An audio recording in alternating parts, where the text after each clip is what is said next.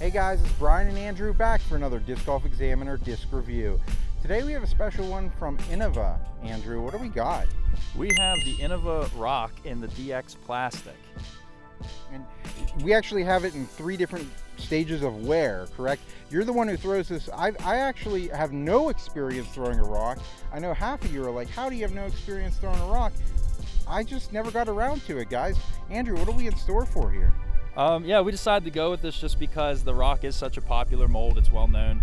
What you can expect out of the Roc is a overstable mid-range that's going to be a good wind fighter. It's gonna have a lot of glide in its early stages, fresh out of the box, and it breaks into a very straight to slightly understable distance mid-range over time. The reason we decided to review it was we were going to do the DX plastic so that we could actually show how this disc breaks in over time and why it can be such a useful tool to a lot of players. To be able to get it in a cheap, affordable plastic. I literally brought a bag out here today with probably, 15 of them in there? Yeah.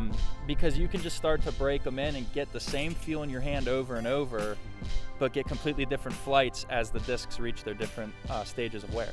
Yeah, I was actually really impressed by the Roc. It definitely lives up to the hype that I've heard. It is definitely something that carried a long way for me on the flat and Anheuser releases, especially with this tailwind that we had today. I was really impressed by the Roc. So we're going to go ahead and show you how we got to those conclusions. We'll start it off by going to the profile. The DX plastic has a nice grippy feel to it that over time tends to get a little gummier. Brand new out of the box, the DX is very stiff, but as it breaks in, not only does it get gummy, but it gets a little more flexible. The DX Roc is going to have a bead on the bottom that just sits nicely in the hand. It's got a slightly sharp edge to the wing, but still blunt enough to control the speed. That we'll notice as we go through the 3 Rocs, the 3 that we have, the white one is the newest. It's straight out of the box, it's very stiff. The next is that pink Roc. That's been in my bag for about 5 months now. I use that for my flip up to flat hyzer shots, a lot of glide. That's got a pop top to it, but still fairly stiff.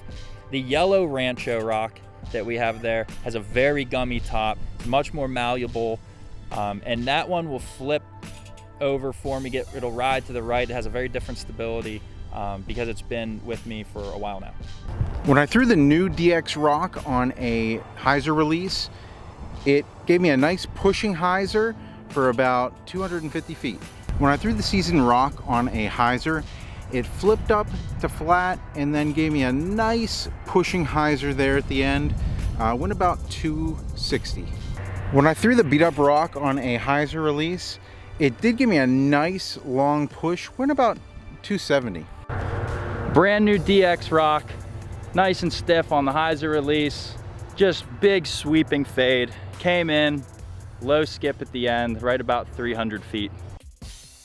Rancho DX Roc on the hyzer release, nice long smooth angle, stands up softly, but never flipped, never stood up in the tailwind.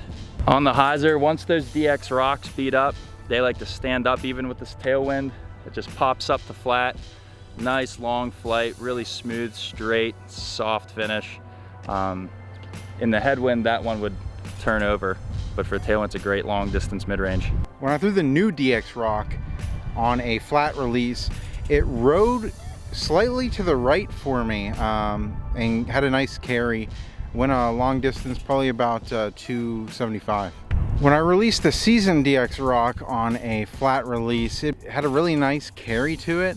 Went about 280. When I threw the old Roc on a flat release, I threw it up into the air a little bit high. I think the wind may have assisted in pushing it down further. Did not get quite as far as the other Rocs. Brand new DX Roc when thrown on a flat release with this tailwind, laser straight. Barely faded at the end, never broke off the line.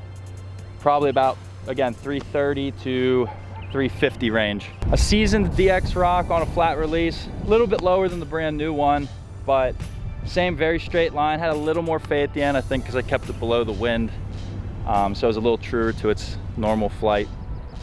But still pushing that 325 range. When you have a well worn in DX Roc on a flat release with this tailwind, you can see it just gets that nice long drifting right flight. At the end, it's stabled up just enough to get a straight penetrating skip. That one pushed somewhere in the 350 to 370 range with the wind.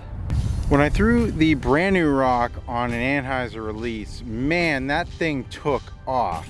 Had a nice amount of glide to it, rode over to the right real nice, and then came reliably back. I really liked that flight. When I threw the seasoned Roc on an Anheuser release, it rode again nice far over to the right, probably a little bit further than the previous, and gave me a nice long carry, good glide, great shot. When I threw the old Roc on an Anheuser release, it rode right and did not hook up at all.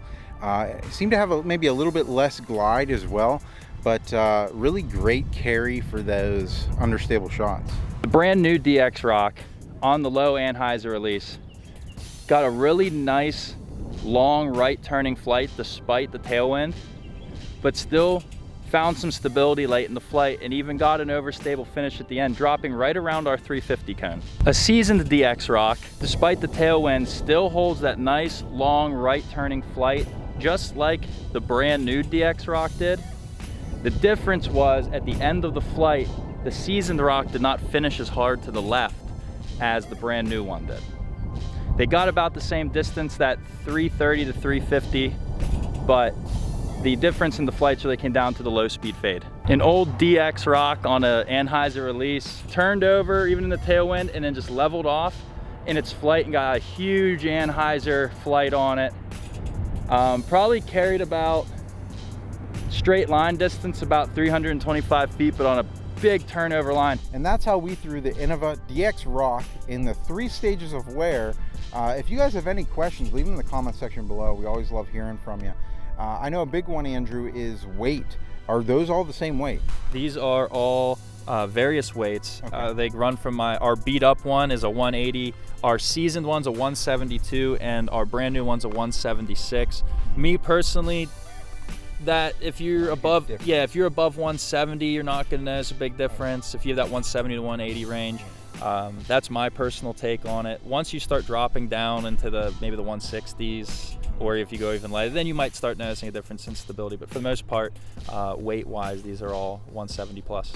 Remember to like us on Facebook, subscribe to us on YouTube, and share our videos. We always love it whenever you guys do that. It really drives us. And thanks, Andrew, for joining us today. Until next week, guys. Keep banging those chains.